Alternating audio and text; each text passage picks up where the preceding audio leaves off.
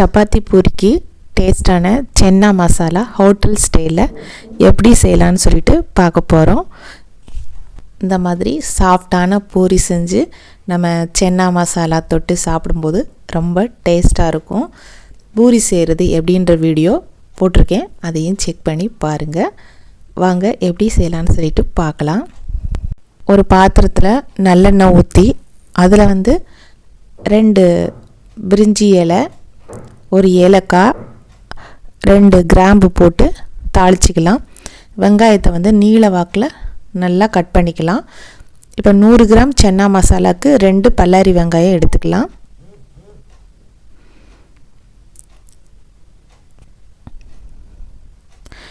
இப்போது இதில் வெங்காயத்தை போட்டு நல்லா இந்த மாதிரி நம்ம வதக்கணும்.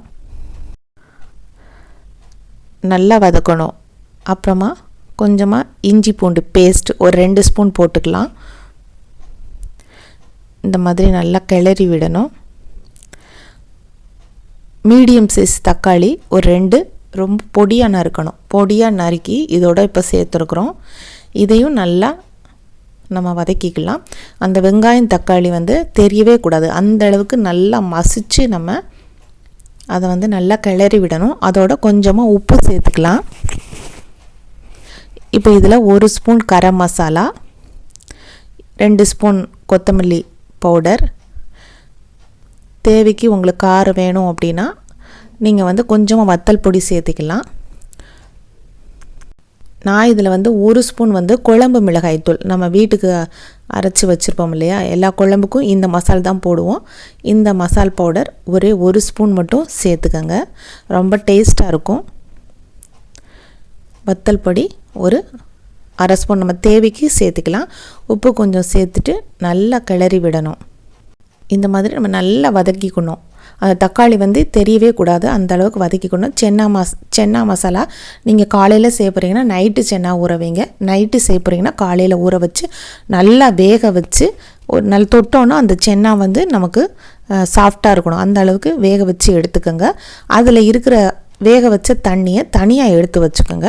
இப்போது வேக வச்ச சென்னாவை இதோடு சேர்த்துக்கலாம். நல்லா சேர்த்துட்டோம். சேர்த்துட்டு நல்லா நம்ம கிளறி விடணும். சென்னாவுக்கு தேவையான உப்பு கொஞ்சம் சேர்த்துக்கலாம்.